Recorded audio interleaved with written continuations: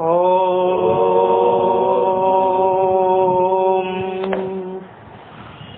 ఓం ఓం సహనా భవతు సహనో భునక్తు సహ వీర్యం కరవావహై తేజస్వినావధీతమస్తు మా విద్విషావహై. ఓం శాంతి శాంతి శాంతి. హరి ఓం శ్రీ గురుభ్యో నమః. హరి ఓం. ఓం శృతిస్మృతిపురాణానాం ఆలయం కరుణాలయం నమామి భగవత్పాదం శంకరం లోకశంకరం. శంకరం శంకరాచార్యం కేశవం బాదరాయణం సూత్రభాష్యకృతౌ వందే భగవంతో పునః పునః. ఈశ్వరో గురురాత్మేతి మూర్తిభేద విభాగినే వ్యోమవద్వ్యాప్తదేహాయ దక్షిణామూర్తయే నమః. హరి ఓం. శ్రీ గురుభ్యో నమః. హరి ఓం.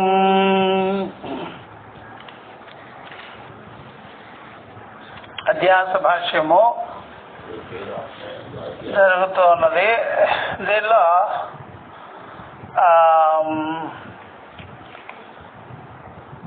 అధ్యాస లక్షణ భాష్యం అదైంది. అధ్యాస లక్షణ భాష్యం అయింది. స్మృతి రూప పరత్ర పూర్వదృష్ట అవభాస అదైంది. ఇప్పుడు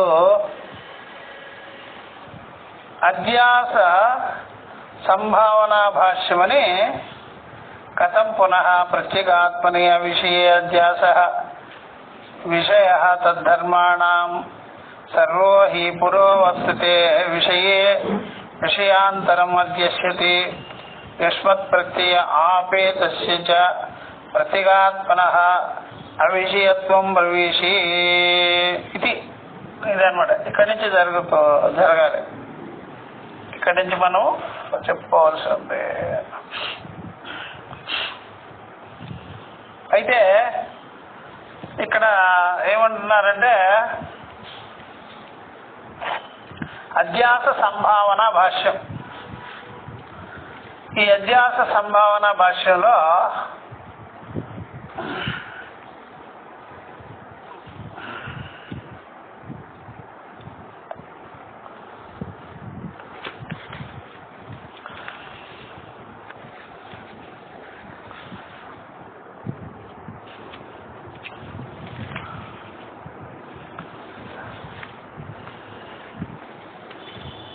ప్రత్యేగాత్మలో అధ్యాస ఎలా జరిగింది అని.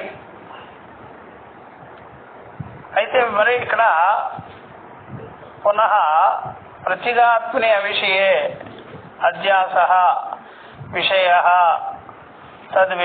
తద్ ధర్మాణం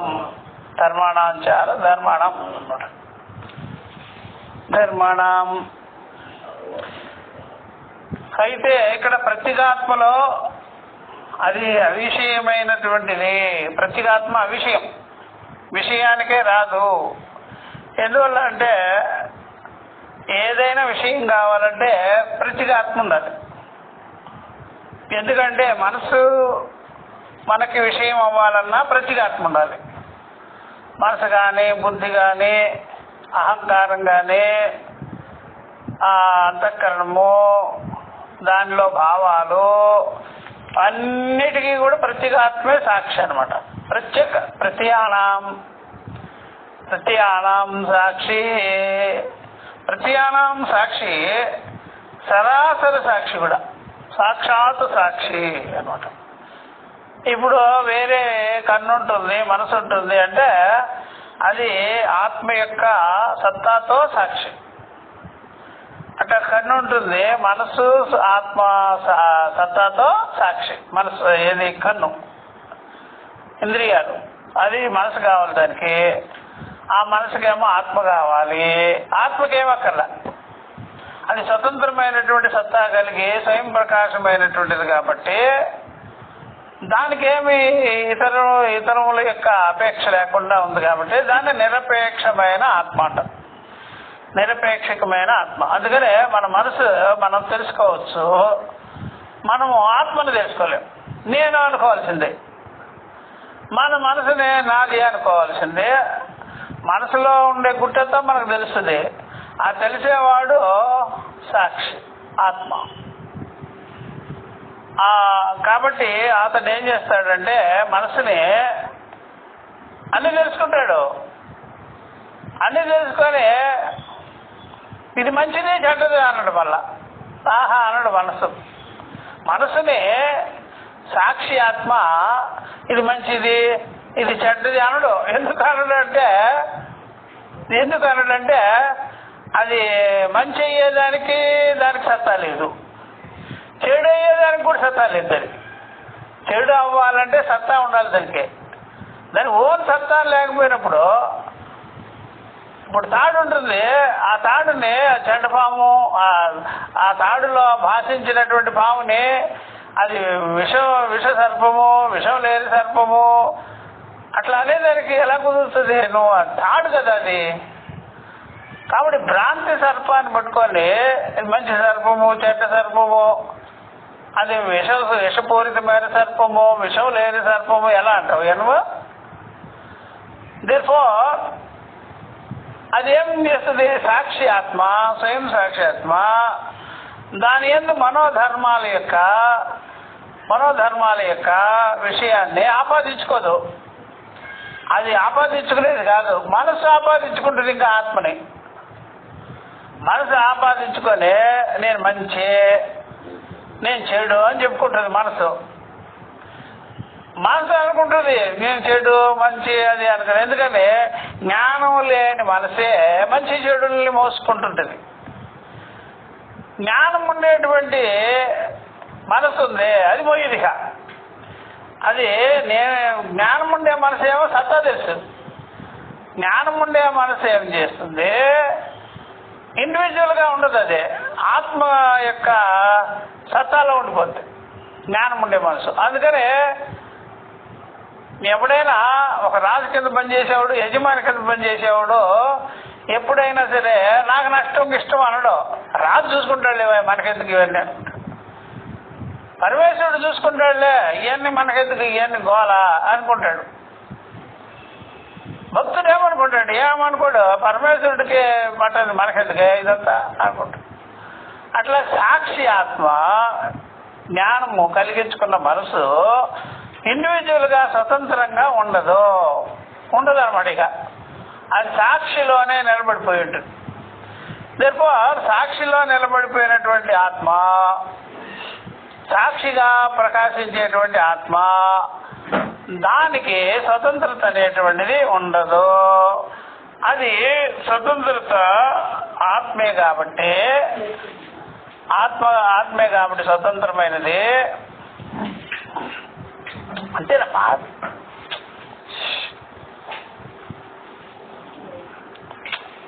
అయ్యా కాసేపు ఆగాలిగా.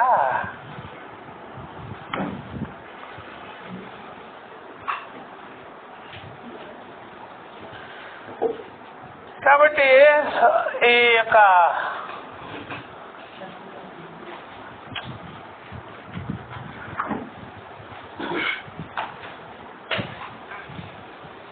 కనుక ఈ ప్రకారంగా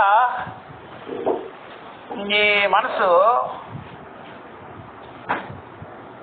ఆత్మజ్ఞానం కలగనంత వరకు కూడా అది పుణ్య పాపాలు ధర్మధర్మాలు మంచి చెడులు తన మీద వేసుకొని బాధపడిపోతుంది.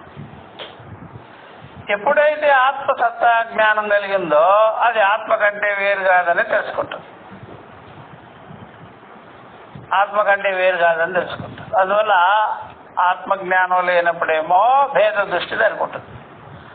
ఆత్మ జ్ఞానం కలిగినప్పుడేమో దానికి అభేద దృష్టి వస్తుంది. అభేద దృష్టిలో ఉండే మనసు ఆత్మ కంటే వేరుగా ఉండదు. కనుక ఈ ప్రకారంగా ప్రత్యేగాత్మని అందుకని అడుగుతున్నాడు పునః. అయితే మరి ప్రత్యేగాత్మని అవిషయే అధ్యాస అని చెప్పేసాడు.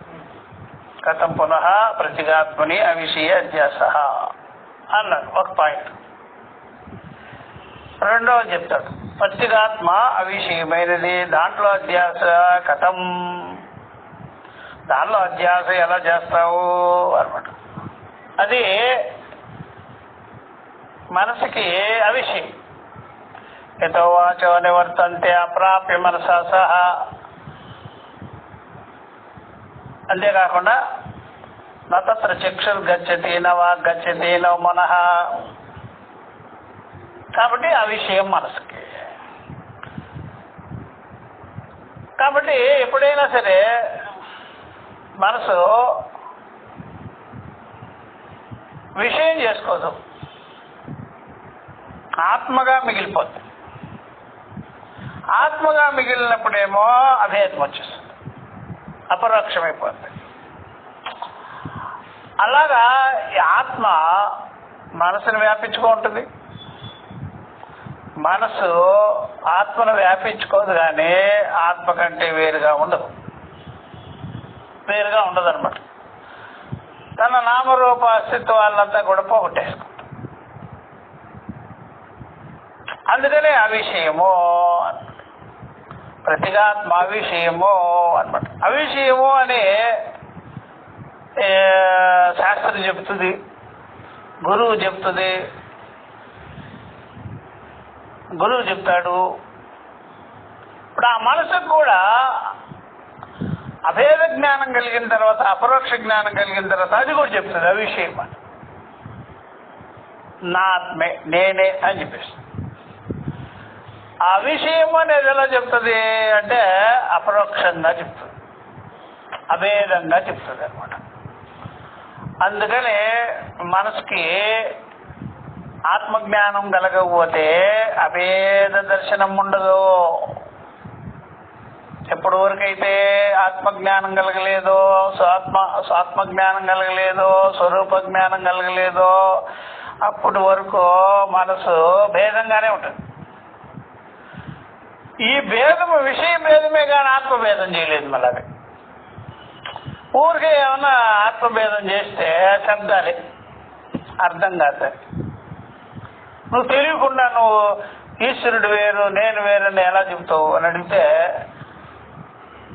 ఏదో చెప్తున్నారు అందరూ అది చాలా గొప్పదంట, నేను మాత్రం తక్కువ అని తెలుసు, అల్పము అని తెలుసు అని చెప్తుంది. తను అల్పము అని తెలుసు, కానీ పరమాత్మ ఈశ్వరుడు పెద్దవాడు గొప్పవాడు అనేది అనుభవపూర్వకమైన జ్ఞానం కాదు, వీనికి శబ్ద జ్ఞానం. అందుకనే జీవ దేవ భేదం కలిగింది. ఈశ్వరుడు నాకంటే వేరుగా ఉన్నాడు అనేది కొండలాగా చూసి చెప్పలేదు, ఇద్దరు మాటలేనేసి ఆరోపం అనమాట. ఆ మాట ఆరోపం. ఈశ్వరుడు నాకంటే వేరుగా ఉన్నాడు అనేది ద్వైత సముదాయంలో నుంచి పుట్టిన మాట. దానికంటూ స్వయంగా జ్ఞానం లేదు. ఒక కొండ ఇంకో కొండకి భేదం చూస్తుంది, కానీ ఈశ్వరుడు భేదం పెట్టుకునేదానికి ఏదైనా విషయమా? అదే ఇదిగో ఈశ్వరుడు, ఇదిగో నేను, మా ఇద్దరికి మధ్యలో గ్యాపు ఎట్లా చెప్తావు నువ్వు? ఈశ్వరుడు దర్శనమే చేయలేదు కదా, పరమాత్మ దర్శనం చేసేదానికి నీకు ఎలాగా అవిషయం కదా అది. అందుకనే శబ్దం, అది ఊరికే శబ్దం చెప్తుంది. అందుకని శబ్దాలు చెప్పేవాళ్ళు భగవంతుడు ఆయన ఎక్కడో ఉన్నాడు, నేను ఎక్కడున్నాను అని శబ్దాలు చెప్తారు. శబ్దాలు అది జ్ఞానం కాదు, పాడు కాదు, ఓన్లీ ధ్వని, సౌండ్లు చేసుకుంటుంటారు. అందుకనే ఎప్పుడైనా సరే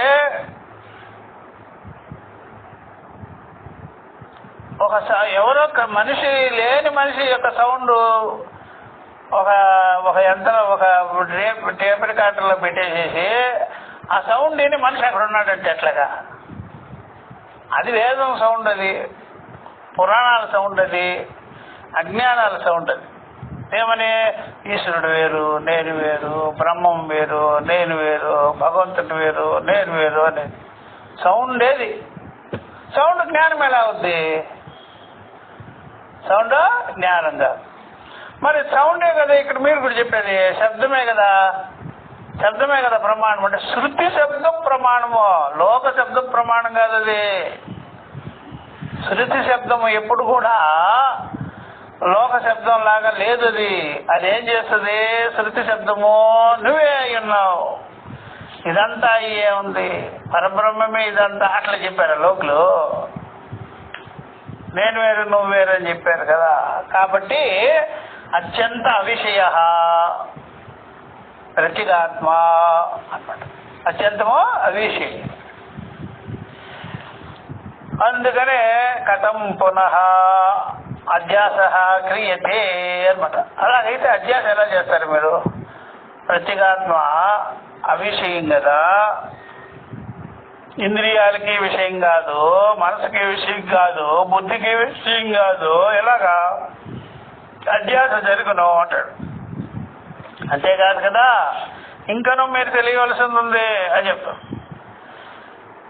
అధ్యాస విషయ తద్ధర్మాణ, విషయము ఆ ధర్మాలు కూడా, విషయము ధర్మాలు, ఆ విషయము ఆ విషయ ధర్మాలు అన్నమాట. అది కూడా అధ్యాస చేయడం సంభవమే కాదు. కాబట్టి ప్రతిగాత్మ విషయము, అది ప్రతిగాత్మ ఎలా ఉంటుంది? ఘటాకారంలో ఉంటుందా, పుష్పాకారమా, చెట్టాకారమా, పుట్టాకారమా? అది తదు ధర్మాణాంచ, వాటి ధర్మము ఆ యొక్క విషయమైన ఆత్మ యొక్క, ప్రతిగాత్మ యొక్క ధర్మము. ధర్మము అనగానే మీరు బాగా ఎప్పుడైనా చూస్తే ప్రతి లోకంలో ప్రతి వస్తువుకి ఒక ధర్మం ఉంటుంది. అగ్ని అగ్ని ధర్మము, నీరు నీటి ధర్మము, అలాగా ఆకాశ ధర్మము, కొన్ని కొన్ని వాటి ధర్మాలు ఉంటాయి.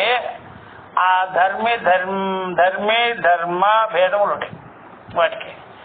ఇక్కడ ఇది ధర్మము కాదు, ధర్మి కాదు, ధర్మము కాదు, ధర్మి కాదు. అగ్నిత్వం ఉంటుంది. అట్లాగా మీకు చెట్టు వృక్షత్వం ఉంటుంది.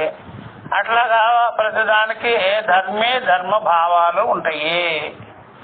బట్ ఇక్కడ వాటి ధర్మము విషయము లేదు కదా, విషయము కాదు కదా, వాటి ధర్మాలు లేదు కదా, వాటి ధర్మాలకి కూడా అధ్యాస జరగదు కదా. మరి ఎలా చెప్తారు మీరు అని చెప్పారు. జరిగే పనే కాదు కదా, ఎట్లా చెప్తారు అని చెప్తున్నారు అన్నమాట. అందువల్ల ఈ ధర్మము అనగానే వృక్ష ధర్మము, అట్లాగా మీకు నీటి ధర్మము, ఉష్ణ ధర్మము, అలాగా. మరి ఇక్కడ మరి ఆత్మకి ధర్మం లేదంటే ధర్మం లేదు,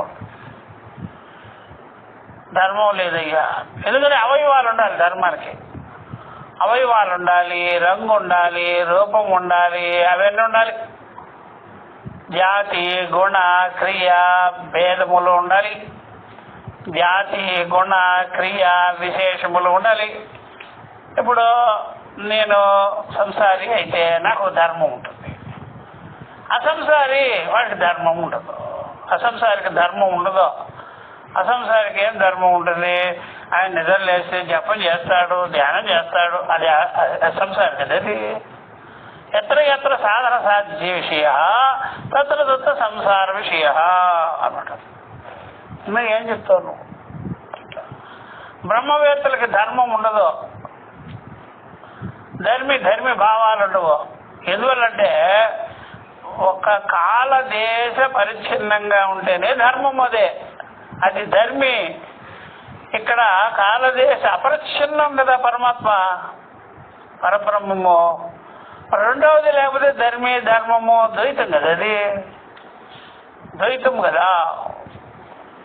ఫలానా వాడు ఇలా ఉండాలి అలా ఉండాలి అనేది లోక వ్యవహారం. అందుకని ఇక్కడ ధర్మ భావాలు లేవు. ధర్మ గుణ గుణి ఈవెన్ గుణ అవి కూడా లేవు. అందుకని చింతపండు అంటే పుల్లగా ఉంటుంది, బెల్లం ఉంటే తీగా ఉంటుంది, ఉప్పు ఉంటే ఉప్పుగా ఉంటుంది, అట్లాగా అనమాట. ఎరుపుకి ఎరుపత్తు, ఎరుపుతూ ముందే తెలుపుకి తెలుపుతూ ముందే, అట్లాగా ఇలా లేదు పరమాత్మ విషయంలో. చైతన్య ఆత్మ విషయంలో ఇలా లేదు, వాటి ధర్మాలు లేవు. మరి సత్య జ్ఞానమనంతం బ్రహ్మ, ఇది ధర్మం కదరా నాయన, ధర్మం కాదు, అది స్వరూప విషయం. అది ఎందుకు పదాలు మూడు వాడారంటే వ్యావృత్తి చేసేదానికి వాడారు, నెగేట్ చేసేదానికి వాడారు. అది అందువల్ల నెగేషన్ అనేటువంటిది ఉంటుంది కానీ శాస్త్రంలో లక్షణాలు ఉండవు, లక్ష్యము ఉండదు, ధర్మాలు ఉండవు, ధర్మి ఉండదు, ఇలాంటివి ఏమీ ఉండవు. పరమాత్మ ఎప్పుడైనా సరే మీకు ఏ రూపంలో కనిపించాలి అని నువ్వు అనుకోవద్దు. ఆయన కనిపించడు ఆయన. అందుకనే మన వాళ్ళు ఎప్పుడైనా సరే పురాణాల్లో కూడా ఇదే మాట చెప్తుంటారు. ఇప్పుడు రాక్షసుడైనా పరమాత్మే, మాకే వ్యత్యాసం లేదు. వాడు రాక్షసుడు ఉన్నాడు అనుకోండి, వాడు కూడా పరమాత్మే. ఎందుకని సర్వం కల్విదం బ్రహ్మ అంటే వాడిని ఎక్కడ పెడతాము? తీసుకెళ్ళి వాడిని కూడా పరమాత్మలో దోషేయాలి. దేవతలు అంతే. అందుకని బ్రహ్మదేవుడు ప్రజాపతి బ్రహ్మమే, ఇద్దరిని కూడా నా పుత్రులేనయ్యా వీళ్ళు, నా స్వరూపాలేనయ్యా వీళ్ళు అని చెప్పేసి. అందుకని దీనిలో ఏం వ్యత్యాసమేమీ లేవు అనమాట. అందుకనే చిన్న కొండ అయితేనేమి, పెద్ద కొండ అయితేనేమి, వంకర కొండ అయితేనేమి, సరైన కొండ అయితేనేమి, అంతా మట్టి కదా. అట్లా వాటి వ్యవహారం వల్ల మట్టికి వచ్చింది ఏమీ లేదు. ఇదిగో ఈ కొండ గంగా జలం పోసుకుంది కాబట్టి మట్టి పవిత్రమవుతుంది. నాకేం పని, అదంతా పవిత్రమవుతుంది. అదే నీ మైండ్ సంగతి. అందువల్ల తద్ధర్మాణం కాబట్టి కథమధ్యాస, కాబట్టి ప్రత్యేగాత్మ విషయం కనుక దానిలో అధ్యాస ఎలాగా జరుగునో అలాగే ఆ విషయం కూడా, ఆ విషయ ధర్మాలు కూడా ఎలాగ అధ్యాస జరుగునో అని ఈ ప్రకారంగా అడిగారు అనమాట. అట్లా అందుకనే ఎప్పుడైనా సరే మేము అధ్యాసకి ఏం చెప్పినాము, ఇదివరకే చెప్పినాం కదా మేము, పూర్వదృష్ట పరత్ర అవభాస అని చెప్పాం కదా. స్మృతి రూప పరత్ర పూర్వదృష్ట అవభాస అని చెప్పినాం కదా. ఆ లక్షణాన్ని వదలకుండా పోవాలి, ముందుకు పోవాలి. ఆ లక్షణం మాత్రం వదలరాదు. చెప్తున్నారు సర్వో హి పురః అవస్థితే విషయే విషయాంతరం అధ్యస్యతే. సర్వో హి పురః అవస్థితే విషయే విషయాంతరం అధ్యస్యతి అంటాడు. ఇప్పుడు ఆ లక్షణ భాష్యం చేస్తున్నాడు అన్నమాట. సర్వోహి అయితే అందరూ కూడా, ప్రతి ఒక్కరు కూడా పురః అవస్థితే విషయే ఎదురుగా ఉండే విషయంలోనే అన్ని విషయాన్ని అధ్యాస చేస్తుంటారు, అన్ని విషయాన్ని ఆరోపాలు చేస్తుంటారు. పోలిక అనమాట. చంద్రుడు లాంటి నీ ముఖము, అదిగో నేను పాము ఇదివరకు చూసినాను, అది సన్నగాను వంపులుగా కలిగి ఉండేది, అదిగో ఇక్కడ కూడా ఇలాగే కనిపిస్తున్నది, ఇది పాము కావచ్చును, ఇది పాము అని భ్రమ కలిగింది నాకు అని. అంటే ఇదివరకు వంపులుగా ఉండేది తాడు గుర్తించింది, పూలమాల గుర్తించింది, అట్లాగా ఇక్కడికి వచ్చేసేసి అట్లా సర్వోహి సర్వహి అందరూ, ఇది నిశ్చయం అనమాట, నొక్కి చెప్పడం. సర్వోహి అందరూ కూడా, ప్రతి ఒక్కరు కూడా పురః అవస్థితే విషయే, పురో అవస్థితే విషయే ఎదురుగా ఉండే విషయం. అవస్థితం అంటే ఎదురుగా ఉన్న, పురః అంటే ఎదురుగా ఉన్న విషయే. ఆ విషయంలో, విషయం మీన్స్ సప్తమి, ఎదురుగా ఉన్న విషయంలో విషయాంతరం అన్ని విషయాన్ని తీసుకొచ్చి, ఎక్కడో చూసిన విషయాన్ని, ఎక్కడో విన్న విషయాన్ని, ఆ విషయాన్ని ఇక్కడ ఆరోపణ చేయడం అనేది, అధ్యసించడం అనేది ఉన్నది కదా. ఇది లోక వ్యవహారం. శాస్త్రం మళ్ళీ యాక్సెప్ట్ చేయదు దీన్ని. శాస్త్రం యాక్సెప్ట్ చేయదు ఇది. నేను అక్కడెక్కడో చూశాను, ఇక్కడెక్కడో చూశానంటే శాస్త్రం ఒప్పుకోదు. నువ్వు అవన్నీ ఎందుకయ్యా, ఇప్పుడు నువ్వు చెప్పు చూద్దామంట. అందుకనే మన బుద్ధి అంతా కూడా స్మృతి రూప పరత్ర స్మృతి పూర్వదృష్ట అవభాస అంటే మన బుద్ధే ఈ ప్రకారంగా గత వాసనలతో లింక్ అయ్యింది.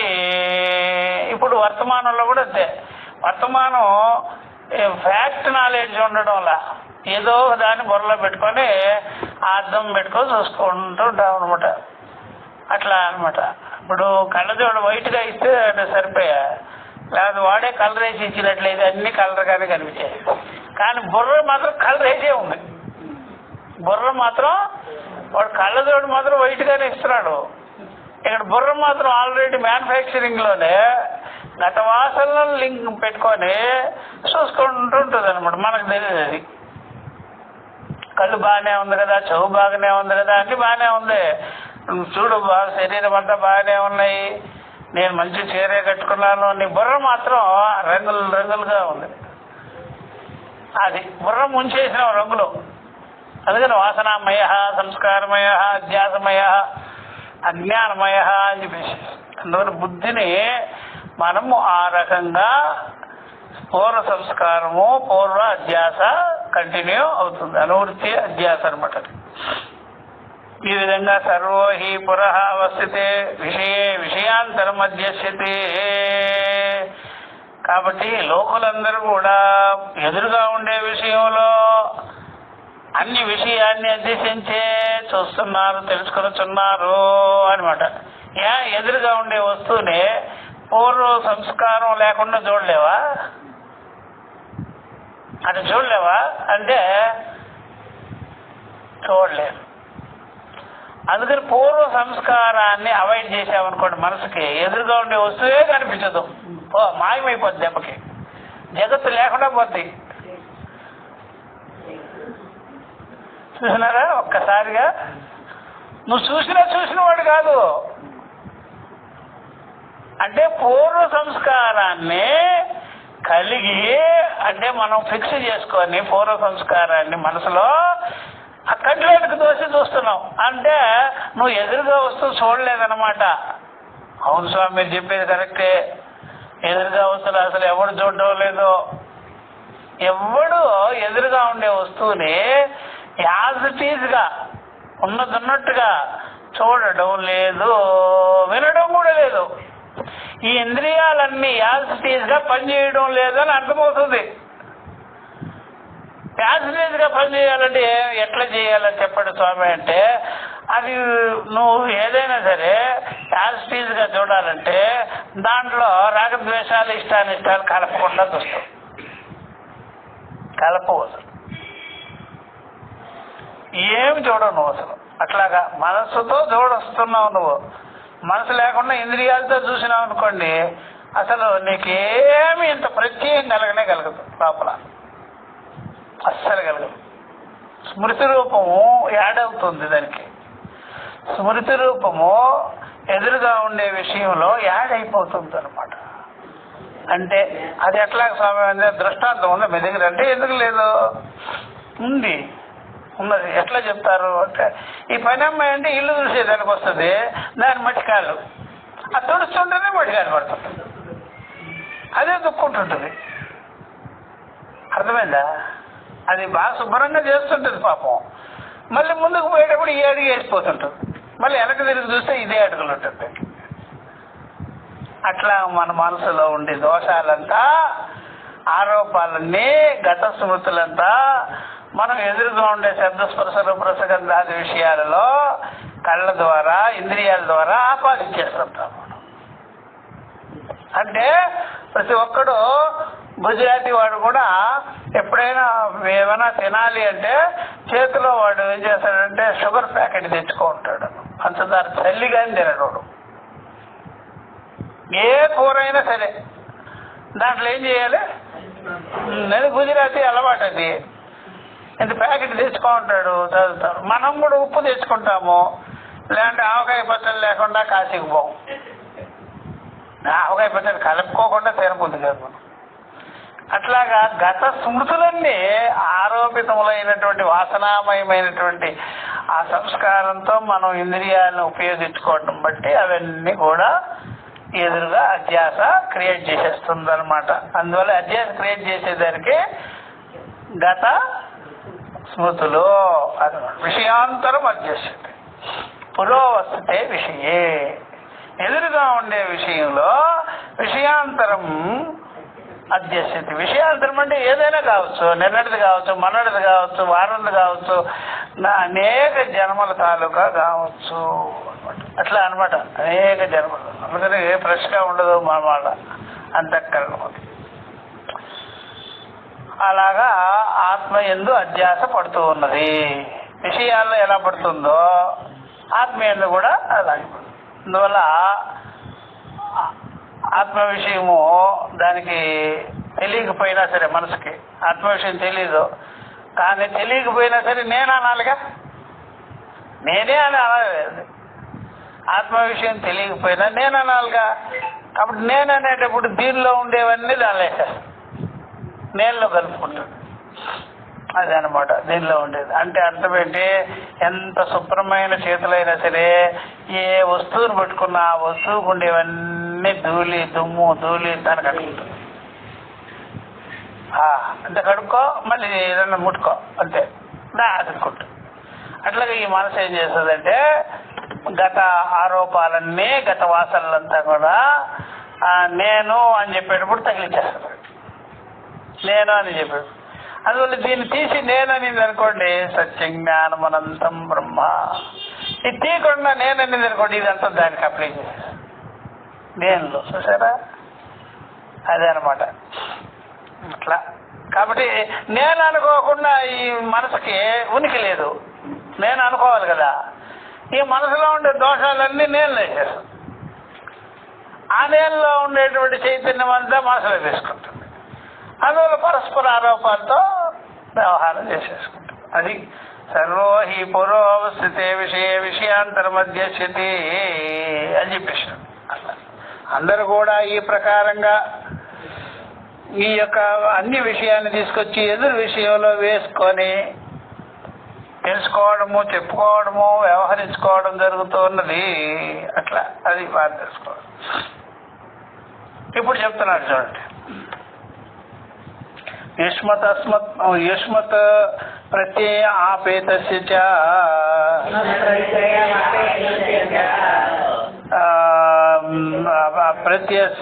ఆపేతస్య చ ప్రతిగాత్మనః విషయత్వం బ్రవీషి. కాబట్టి యుష్మత్ ప్రత్యయ ఆపేతస్య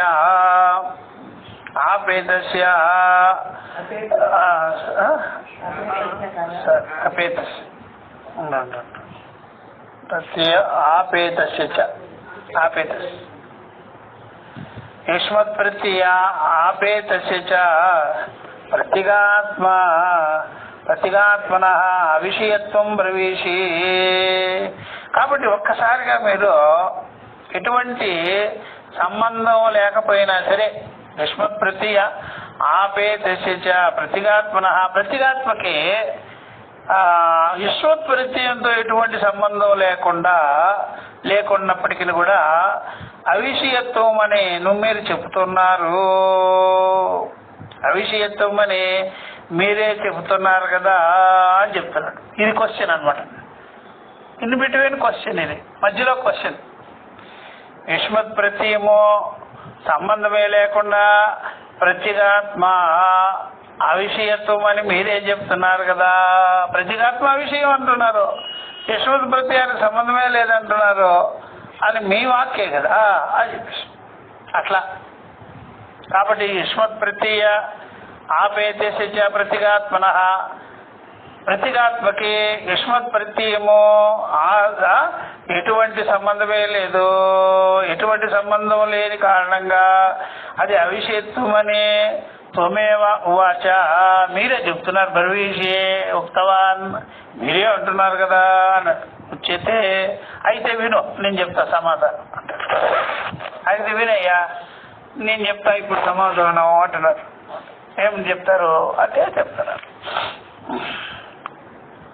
ఉచ్యతే న తావద్ అయం ఏకాంతేన విషయః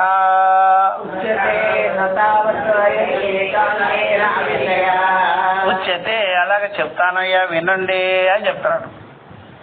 వినండి అని నా తావత్ అయం ఏకాంతేన విషయః అన్నమాట. ఇచ్చట అయం ఏకాంతేన విషయ, ఒక్కసారిగా అది అవిషయమేం కాదు. ఇచ్చట ఒకసారిగా ఎట్ ఏ టైము అకస్మాత్తుగా అవిషయమేం కాదు. ప్రతిగాత్మ విషయమే, విషయం అయిపోతుంది. మీరు వద్దనుకున్న విషయం అవ్వాల్సిందే, వద్దనుకున్న విషయము కావాల్సిందే. ప్రతిగాత్మ ప్రతిగాత్మ విషయం చేసుకోకుండా, దాన్ని ముట్టుకోకుండా, ప్రతిగాత్మ వాసన పీల్చకుండా, ప్రతిగాత్మతో మీరు చెలిమి లేకుండా మీరు ఏమి పెత్తనం చేయలేదు. మీరు దేహేంద్రియాలు అట్లా కదలపడం కూడా మీ చేత కాదు. పశ్యన్, స్పృణ్వన్, స్పృశన్, జిగ్రన్, అశ్నన్, గచ్చన్, స్వపన్, శ్వసన్, ప్రర్పన్, ఉన్మిషన్, నిమిషన్, ఇవన్నీ ప్రతిగాత్మకు అంటించకుండా ఈ యంత్రమే నడవదు. దేహేంద్రియాల యంత్రము నడవనే, స్థూల సూక్ష్మ శరీర యంత్రము నడవనే నడదు. ఆ పార్ట్స్ ఏం కదలనే కదదు. పశ్యన్ అహం, శృణ్వన్ అహం, విజానన్ అహం అనే ఈ అహంని నువ్వు విషయం చేసుకోకుండా, ముట్టుకోకుండా ఏమి నువ్వు చేయలేవు, ఏం చేయలేవు, నీ వల్ల కాదు. అందువల్ల ఏకాంతేన విషయ అయం ఆత్మ, అయం అధ్యాస. కాబట్టి నువ్వు ఆత్మని డౌన్లోడ్ చేసుకోవాల్సిందే. నువ్వు ఆత్మని నీ అంతఃకరణలోకి డౌన్లోడ్ చేసుకోకుండా, అధ్యాసో విద్యాసో డౌన్లోడ్ చేసుకోకుండా మాత్రం నువ్వు ఏమాత్రం ఒక శబ్దం కూడా ఉచ్చారణ చేయలేవు. శ్వాస నిశ్వాస కూడా తీసుకోవడం నీకు చేత కాదు. నీకు పెత్తనం ఎక్కడిది అసలు? ఆత్మని ముట్టుకుంటేనే నీకు శక్తి వచ్చేది. అది ఇచ్ఛాశక్తి, క్రియాశక్తి, జ్ఞానశక్తి అంతా కూడా ఆత్మను ముట్టుకోకుండా మాత్రం నీకు కరెంట్ రాదు. అందువల్ల అంతఃకరణానికి కరెంట్ ఎక్కడి నుంచి వచ్చింది? ఆత్మ నుండే వస్తుంది. లేకపోతే అది అవిషయం కాదు కదా, నువ్వు అవిషయం అయిపోతావు దెబ్బకి. అది అవిషయమేలే. అందుకని అది అవిషయము అంటే కూడా సత్తా. నువ్వు అవిషయం అంటే సత్తాలకి తాలే మాయమైపోతుంది, భస్మమైపోతుంది. అది అవిషయము సత్తా. ఆకాశము అవిషయము, సత్తా ఉంది. మనమందరం దాని గుప్పిట్లో ఉన్నాం, దాని గుప్పిట్లో ఉన్నాం, పరమాత్మ గుప్పిట్లో ఉన్నాం. అందుకనే ఆత్మ యొక్క గాలి పీల్చుకోకుండా నీ ప్రాణవాయువులు ఉండవు. ఆత్మ గాలి పీల్చుకోవాలి. ఆత్మసత్తా లేకుండా ఏం చేయలేవు. అందువలన తావతాయం ఏకాంతేన విషయ అస్మత్ ప్రతి విషయత్వాత. ఇది అండర్లైన్ చేసుకోవాల్సింది. అస్మత్ ప్రతి విషయత్వాత ఇది అనమాట.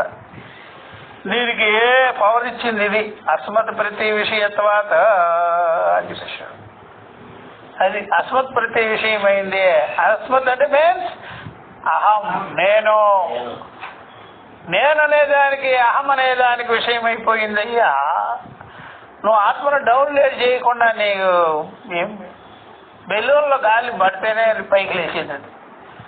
అలాగా ఆత్మ యొక్క సత్తా, ఆత్మ యొక్క స్ఫురణ, స్ఫూర్తి లేకుండా ఉండనే ఉండదు. అందువల్ల ఒక్కసారిగా ఏకాంతేన మీన్స్ ఒక్కసారిగా ఎట్ ఏ టైం అకస్మాత్తుగా విషయం అనుకో. సరాసరి అవిషయం ఏం కాదు, విషయం అవుతూ ఉంది. విషయం కాకుండా మాత్రము విషయాన్ని విషయం అనగానే దాని సాన్నిధ్యము, దాని సత్తా స్వీకరించుకోకుండా నువ్వేమి చేయలేవు, ఏమి చేయలేవు, ఎత్తికించేది కూడా చేయలేవు. అది మొగుడన్నా పెళ్ళామన్నా ఆత్మసత్తాలోనే జరుగుతుంది. అది నాకు అర్థమైందా? అందువల్ల నువ్వు ఏ వ్యవహారం చేయాలని ఆత్మసత్తాతోనే చేయాలి. ఆత్మ లేకుండా ఆత్మను పక్కన పెడతానండి మా ఆయనతో మాట్లాడేటప్పుడు పెట్టుకో, డెడ్ బాడీ. ముందు ఆత్మకి చూపించాలి అన్ని, నైవేద్యం చూపించినట్టు. పెళ్ళాన్ని ఆత్మకు చూపించు, మొగుడిని ఆత్మకు చూపించు. అర్థమైందా? వాడు అంటాడు కదా హలాల్ హలాల్ అని, అలాగా ఆత్మకి హలాల్ చెయ్యి. ఆత్మ సమర్పితమే చెయ్యాలి. ఏదైనా ఆత్మ సమర్పితం లేకుండా ఏం పప్పులో ఉడకవు స్వామి. అందువల్ల ఏకాంతేన విషయ అయం ఆత్మ. ఈ ఆత్మ ఒకసారిగా సరాసరి అవిషయం అని మాత్రం చెప్పద్దయ్యా, విషయం అది. నువ్వు అనుకున్నంత ఇది గడపడాది విషయం మాత్రం కాదు. అదే సత్తా స్ఫూర్తి, సత్తా స్ఫూర్తి విషయం అది. అదే అనుభవపరమైన విషయము, అనుభవపరమైన విషయం అది. అట్లా అనమాట. అట్లా అర్థమైందా? అట్లా అనుభవపరమైన విషయము అనమాట. తావదయం ఏకాంతేన విషయ. దానికి సమాధానం చెప్పు పూర్తిగా. అస్మత్ ప్రత్యయ విషయత్వాత్. అస్మత్ ప్రత్యయానికి విషయం అవుతుంది స్వామి అన్నాడు. అస్మత్ అంటే ముందుగా మనం తెలుసుకొని ఉండాలి. నేను అనేది, ఆత్మ అనేది, అహం అనేది. కాబట్టి అహం ప్రత్యయానికి విషయంగానున్నది, అహం ప్రత్యయానికి విషయంగా ఉంది. అహం అనే ప్రత్యయమే అది. విషయం అంటే మళ్ళీ ఏదో ఘటం అనుకోవద్దు, దృశ్యం అనుకోవద్దు. అహం అనేదే ఆత్మ, నేననేదే ఆత్మ, అస్మత్ అనేదే ఆత్మ. చైతన్య చిదాత్మకే అని చెప్పినట్టు గుర్తుపెట్టుకోవాలి. అట్లా శంకర ఎంత కృషి చేసి ఉంటేనో చెప్తాడు. అస్మత్ ప్రత్యయ విషయత్వాత. మళ్ళీ ఇంకో మాట చెప్పు. పరోక్షం అనుకుంటావేమో, అపరోక్షత్వాత అపరోక్షమై ఉన్నది కనుక. ప్రత్యేగాత్మ ప్రసిద్ధే శాస్త్రేషు బ్రహ్మ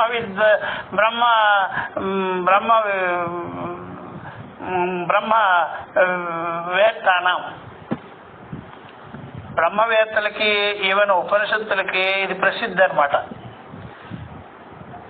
ఇది అపరోక్షమైంది ప్రత్యేగాత్మ అనేది. ప్రత్యేగాత్మ ప్రత్యక్ష సాక్షియే, ప్రత్యానాం సాక్షి. దాని ప్రత్యానాం సాక్షి అయినటువంటి ఆత్మ అపరోక్షమై ఉన్నది అని ప్రసిద్ధి.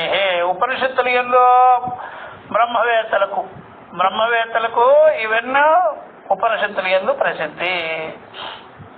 ఉపనిషత్తుల్లో చెప్పున్నారు ఇది అపరోక్షమైంది ఆత్మ, ప్రత్యేగాత్మగా ఉన్నది. నేననేది బ్రహ్మము, నేననేది ఆత్మ అనేది ఉపనిషత్తులో చెప్పున్నారు. ఈవెన్ బ్రహ్మవేత్తలు ఆ జ్ఞానంలోనే ఉంటారు, ఆ అనుభవంలోనే బతుకుతారు వాళ్ళు. మీరేంటి దేహేంద్రియ సంఘాతం అనే రూపంలో ఉన్నారు. అందుకని మీలో ప్రసిద్ధి కాదు ఇది, లోక వ్యవహారాల్లో ప్రసిద్ధి కాదు ఇదే. ఈ యొక్క బ్రహ్మ విద్యను వినే వాళ్ళలో బ్రహ్మవేత్తలకి, బ్రహ్మ విద్యను చెప్పేటువంటి ఉపనిషత్తులకి దానిలో ప్రసిద్ధి. ఎక్కడ పడితే అక్కడికి అట్లాగనమాట. అపరోక్షత్వాశ్చ ప్రత్యేగాత్మ ప్రసిద్ధే. ఈ ప్రత్యేగాత్మ అపరోక్షమయ్యున్నది. ఇది ఈ ప్రకారంగా ప్రసిద్ధిగానున్నది. ఈ ఒక్క ప్రసిద్ధి అనే మాటకే బ్రహ్మవేత్తలు, బ్రహ్మ విద్య గురుకులాలు, ఉపనిషత్తులు అక్కడే తెలుస్తుంది. అక్కడికి మీకు ఇది నోటెడ్ అనమాట. వాళ్ళకి అంతా గుర్తు, వాళ్ళకి అర్థం ఉంటుంది. అర్థమైందా? అట్లా అపరోక్షత్వాశ ప్రత్యేగాత్మ ప్రసిద్ధి అంటాడు. ఎప్పుడైనా మనము కొన్ని భాషల తీరు ఉంటుంది, దాల్మే కాలాహై అంటాడు. అది నార్త్ లో తెలుస్తుంది ఆ మాట అర్థం. ఇక్కడ తెలియదు. దాల్మే కాల అంటే దాల్ అంటే పప్పు, పప్పులో నలుపు అంటే వాళ్ళకి తెలుస్తుంది, మనకు తెలియదు. మన భాష వేరేగా ఉంటుంది. మనం ఏమంటాం ఇక్కడ, మనం ఏదో అంటాం ఇక్కడ భాష లోకం. మన వేరేగా మనం ఇంకా దీన్ని ఏమంటారంటే లోకంలో లోకోక్తులు అంటారు దీన్ని కదా, మన వేరే అంటాం, మన వేరే అట్లా అనమాట. ప్రసిద్ధే అని చెప్పేశాడు. నచాయం అస్తి నియమ పురః అవస్థతే ఏవ విషయే విషయాంతరమధిష్ఠితవ్యమితి నచ అధ్యసితవ్యం ఇది అన్నమాట. నచ అనేది చివరిలో పెట్టుకొని చెప్పుకోవాలి. అయం అస్తి నియమ, ఇదిగో ఈ రకమైన నియమాలు ఏం లేవు. ఇట్లాగే అధ్యాస ఉండాలి, ఇలాగే చేసుకోవాలి, ఇలా ఉంటేనే అధ్యాస అనేది నియమము లేదు. ఎదురుగా ఉండే వస్తువులనే అన్ని వస్తువు ఆరోపణ జరగాలని లేదు. సాక్షాత్తు తన మీదనే ఆరోపణ జరగాలి. ఎదురుగా ఉంది తానే. అందుకని తాడు చూసి పాము అనుకుంటావు, అలాగే ఆత్మను చూసి అనాత్మ అనుకుంటావు. ఆత్మను ఎక్కడ చూసినవారో ఎదురుగా. కాబట్టి ఆ నియమము తాడు పాము విషయంలోనే. ఆ నియమము ఏదో మందాంధకారంలో ఒక ముద్దును చూసి దొంగ గింగో అనుకున్నావు. అట్లాగా అదే నియమము ఇక్కడ పనికిరాదు. ఆత్మ విషయంలో, పరమాత్మ విషయంలో అది స్వరూపంగా ఉండి కూడా, ఎదురుగా విషయం కాకపోయినా సరే అపరోక్షంగా ఉండి కూడా అధ్యాస చేసి పారేస్తుంది. అధ్యాస చేసేస్తుంది. అధ్యాస చేస్తారు, ఏమేమో అంటారు, భగవంతుని పట్టుకొని, ఈశ్వరుని పట్టుకొని. అట్లా అనమాట. బ్రహ్మవేత్తల్లో చూస్తే సర్వం కల్విదం బ్రహ్మదేహనా నాస్తికించిన అని, ఇదంతయో బ్రహ్మమే, పరమాత్మ కంటే అన్యమైన విషయమే లేదు అని చెప్తూ ఉంటే వాళ్ళు ఎవరిని ఏమనే పని లేదురా, ఇక్కడ ఎవరిని ఏమంటావురా నాయన, ఏమనే పనే లేదు. ఎందువల్ల అంతా పరమాత్మే అయి ఉన్నారు. ఏమంటావా నువ్వు, ఓకే మాట్లాడతావా? ఒకడికి శిక్షిస్తేనే శిక్షింపబడ్డా, వాడి అంతటా వాడే అజ్ఞానంతో శిక్షింపబడుతుంటాడు. మనకెందుకు ఇవ్వాలా? వాడి అజ్ఞానంతో వాడే శిక్షింపబడుతున్నాడు కదా. అందుకని ఇక్కడ పర్మిషను, మన ఉపనిషత్తుల్లో పర్మిషను ఆ లోకానికి పోతే ఈ యొక్క యమధర్మరాజు అది ఇది ఉట్టి మాటలు ఇవన్నీ పెద్దగా మనం సీరియస్గా తీసుకోము. అసలు భగవంతుడు ఎవరికి కూడా పనిష్మెంట్ ఇవ్వడు. ఎందుకు? అది కూడా వెట్టి చాకరి, నాకెందుకప్ప, వాడే అనుభవించేస్తాడు. అది మనకెందుకు? ప్రత్యేకంగా ఒక డిపార్ట్మెంట్ అంటూ లేదు ఇక్కడ మనకి.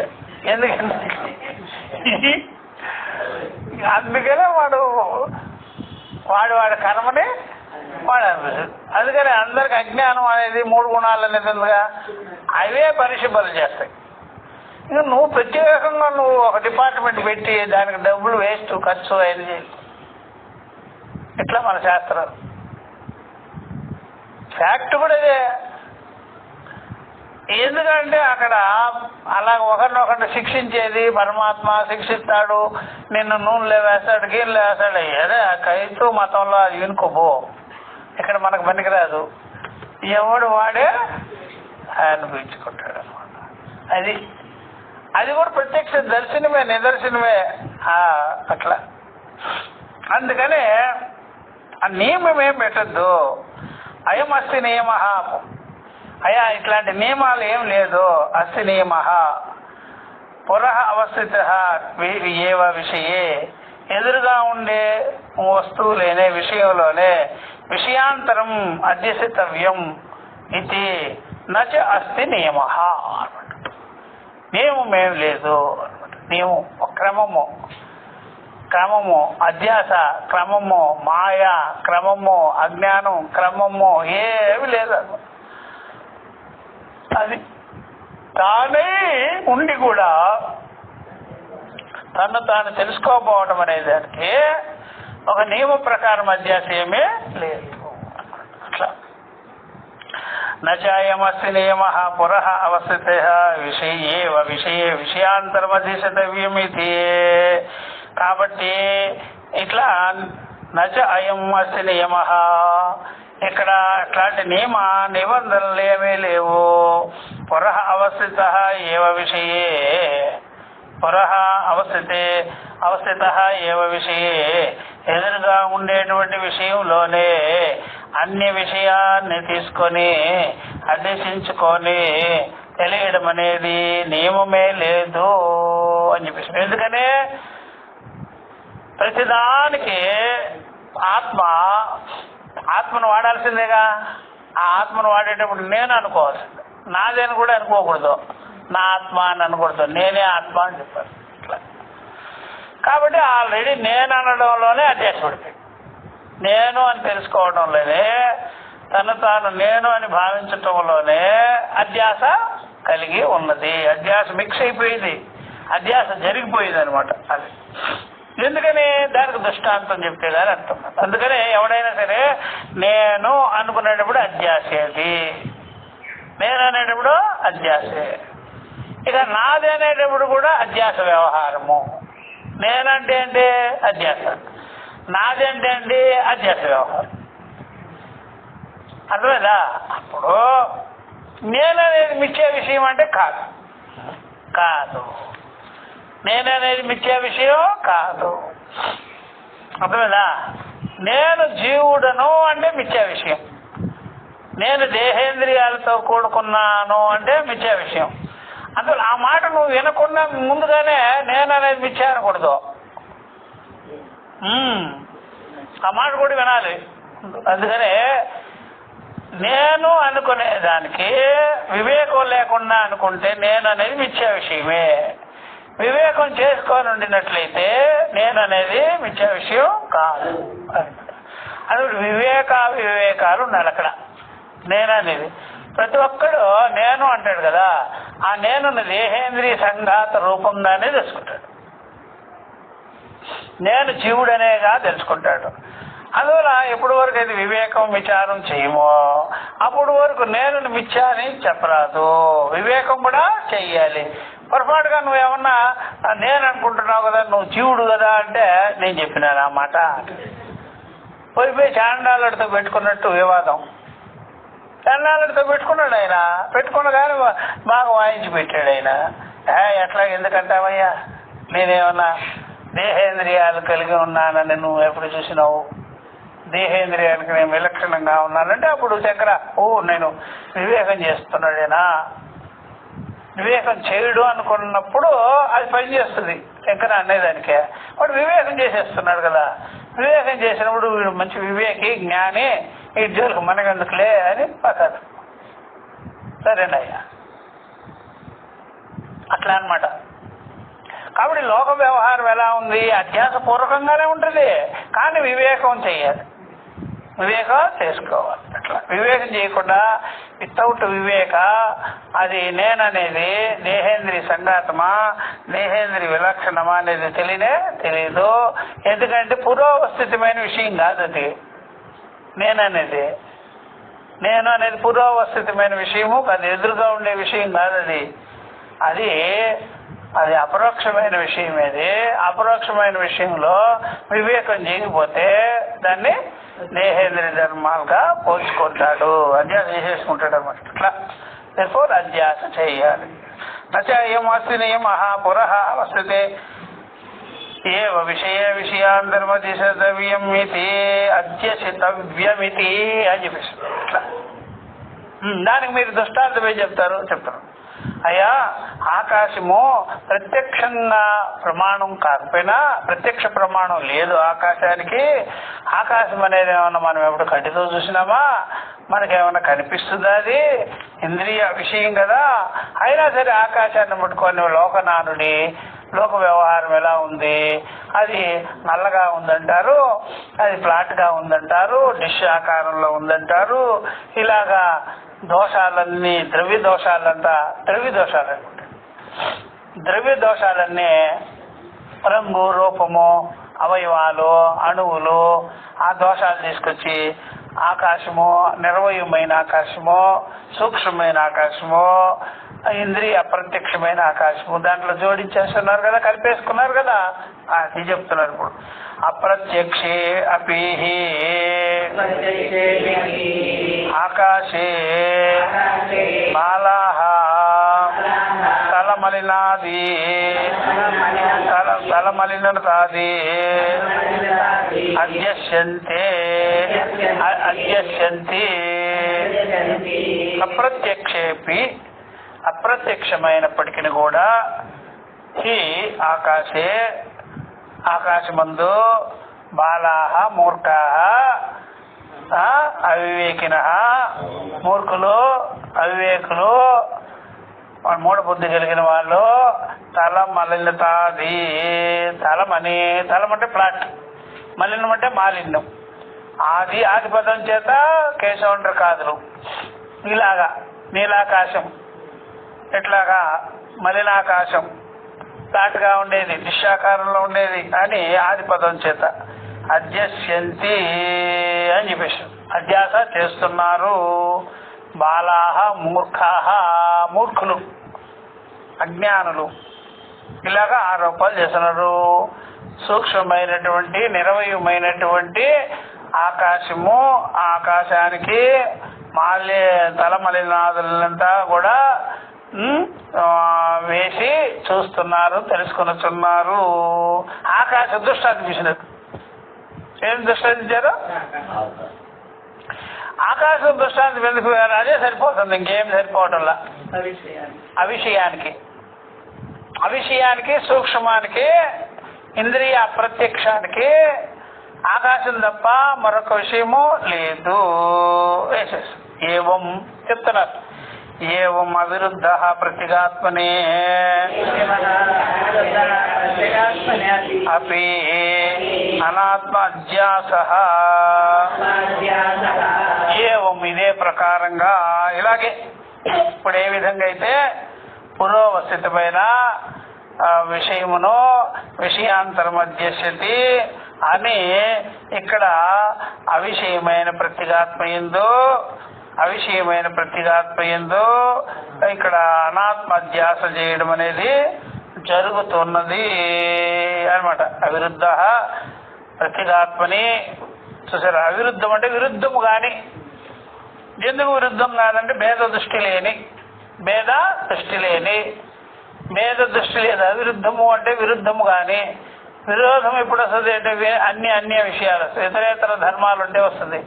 ఇతరేతర ధర్మాలకు సంబంధించింది కానీ కాదు. ఆత్మ సర్వవ్యాపి, అణువులో వ్యాపకమై ఉన్నది, బాహ్యాభ్యంతరములో అజస్వరూపంగా ఉంది. అందువల్ల మన ఆత్మస్వరూపమైంది, మన ఆత్మే అయింది. అది మన ఆత్మే అయింది, సర్వభూత ఆత్మ అయింది. పంచభూతాలకే సత్తాగా ఉంది, అండపిండ బ్రహ్మాండాలకే మూలమై ఉంది, అణువుల్లో కూడా ఆత్మ చైతన్యమే వ్యాప్తమై ఉంది. అందుకని అవిరుద్ధం. విరోధం ఎప్పుడు వస్తుందంటే రూపభేదాలు నామభేదాలు అట్లా ఉంటే వస్తుంది. భేదములే లేదు ఇక్కడ. అందువల్ల సర్వభూత సమదర్శనమైనది బ్రహ్మ మొదలుకొని పిపీలిక పర్యంతము ఆత్మస్వరూపమైంది, బాహ్యాభ్యంతరములు అజమైంది, అనోరణీయాన్ మహతో మహీయన్ అయింది. దేర్ఫోర్ అవిరుద్ధ ఆత్మ.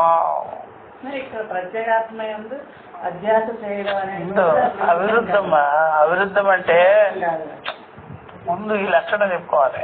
అవిరుద్ధం అంటే దేనికి విరుద్ధంగా లేదు కదా, అది అన్ని తన స్వరూపమే అయింది కదా. అప్పుడు అలాంటి దానిలో నువ్వు ఒకదానిలో ఒకటి అధ్యాస చేసేదానికి ఎక్కడ వీలు అవుతుంది. అట్లా ముందు చెప్పుకోవాలి. అర్థమైందా? అవిరుద్ధ ప్రత్యేగాత్మని అపి అనాత్మాధ్యాస. అది ప్రత్యేగాత్మ యందు కూడా అనాత్మాధ్యాసం చేయడం కూడా కుదరనే. పరస్పరం అధ్యాసలకే అవకాశం లేదు. పరస్పరం ఎందువల్లంటే ఆత్మ అనాత్మ భేదము ఉంటే కదా విరుద్ధము. ఆత్మ అనాత్మలే లేవు ఆత్మయందు. ప్రత్యేగాత్మలో ప్రత్యేగాత్మ ఉన్నదనుకో భేదములు ఉండదు. అనాత్మలో భేదాలకి భేదాలకు కారణం ఎవరు? అనాత్మలో ఆత్మజ్ఞానం లేకపోవడం. అదే అనమాట. అందుకనే భేద దృష్టికి కారణము ద్వైతము కదా. ఇక్కడ ద్వైతమే లేదే, ద్వైతమే లేదు కాదు కాబట్టి, రెండవదే లేదు కాబట్టి విరుద్ధంగా లేదు, అందువల్ల అవిరుద్ధము.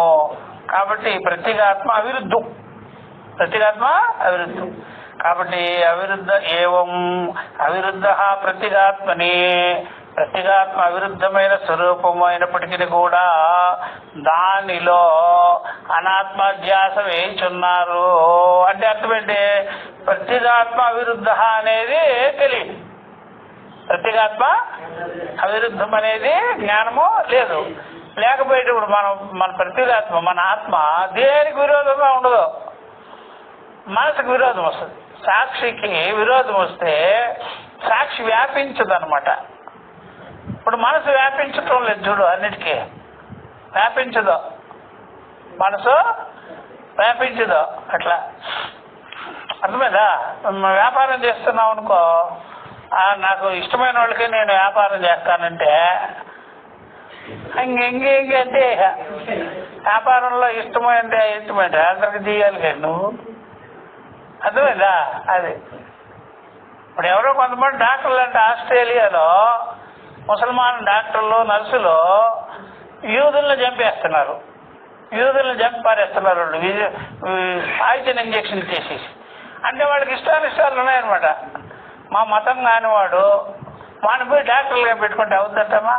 ఫ్యామిలీ ప్లానింగ్ కూడా చేసేస్తారు పెళ్ళైన వాళ్ళకి. అది చూసారా వాళ్ళకి అట్లాగా ఆ టైపు ముసల్మాన్లు తయారైనారు. వాడి దగ్గర పోయి ఇంజక్షన్ చేయాలంటే ఏదో ఒక ఇంజక్షన్ చేయడా. ఇప్పుడు ఆస్ట్రేలియాలో అదే కాదు. ఇప్పుడు వీళ్ళు డాక్టర్ల దగ్గరికే పోవటం లేదు, ముసల్మాన్ డాక్టర్ల దగ్గరికి, ముసల్మాన్ నర్సుల దగ్గరికి. వాడిని వంట చేయమంటే ఇక్కడే ఎంగిలేస్తున్నారు. అక్కడ ఏం చేస్తారు? అక్కడ ఏం చేస్తారో చూడు, గోధుమ పిండిలో ఏం కలుపుతారో చూడు, ఏం నీళ్ళు కలుపుతారో అదే. అర్థమైందా? ఆ రకమైన ఇష్టాలు ఉంటాయి అన్నమాట. మరి ఆత్మస్వరూపానికి ఇష్టాలు ఎలా ఉంటాయి? భేద దృష్టి ఎలా ఉంటుంది? అదే అనమాట. కాబట్టి ఏ షాపు పెట్టుకున్నా సరే ఇష్టమో అయిష్టమో అనుకుంటే ఇంక వ్యాపారం ఏం చేస్తాడు వాడు? చేసేది ఏమీ ఉండదు. అట్లాగా ప్రత్యేగాత్మ దేనికి విరోధంగా లేదు.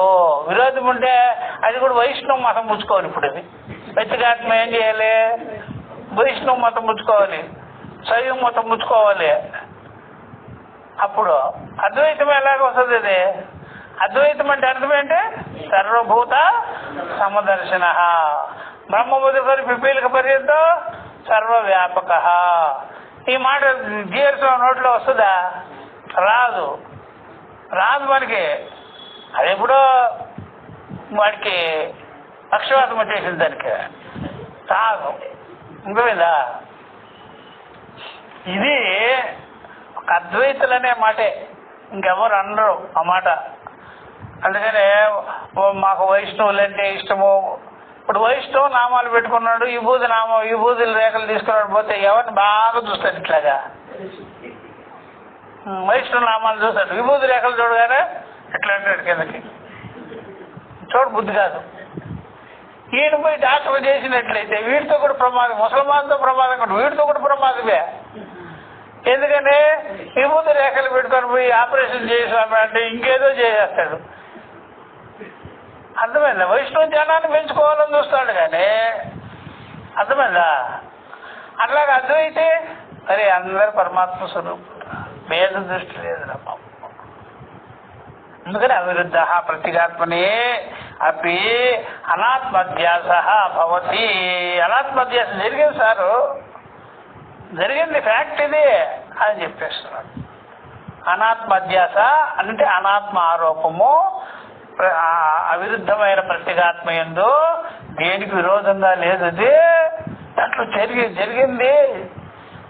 జరుగుతుంది, వ్యవహారం అంతా ప్రకారంగానే జరుగుతుంది అని ప్రత్యేగాత్మలో అధ్యాస యొక్క వివరణ ఇచ్చారు. కాస్ దాని ఎఫెక్ట్స్ కూడా చెప్తారు. ప్రత్యేగాత్మల అధ్యాస జరిగింది సార్, దేనికి అందరిలో ప్రత్యేగాత్మ సమానమే, సమానంగా ఉన్నా సరే అందరూ ప్రత్యేగాత్మ స్వరూపులే అయినా సరే దానిలో అధ్యాస చేసేసినారండి. నేను జీవుడు, దుఃఖి, సంసారి అని. అట్లా చేసుకున్నంత మాత్రం చేసి దానికి ఏమన్నా అయిపోద్ది స్వామి? ఏం కాదులేబో. ఏమి ఈ జ్ఞానంతోనే కదా సర్వధర్మాన్ పరిత్యజ్య మామేకం శరణం వ్రజ. నీకేం అవ్వలేదు బాబాయ్ అంటే, నీకేమి కానే కాలేదు. ప్రాయశ్చిత్తము, దోషము, పాపము అవేమి ఉండదు బాబాయ్. అర్థమైందా? అట్లా అట్లా కాబట్టి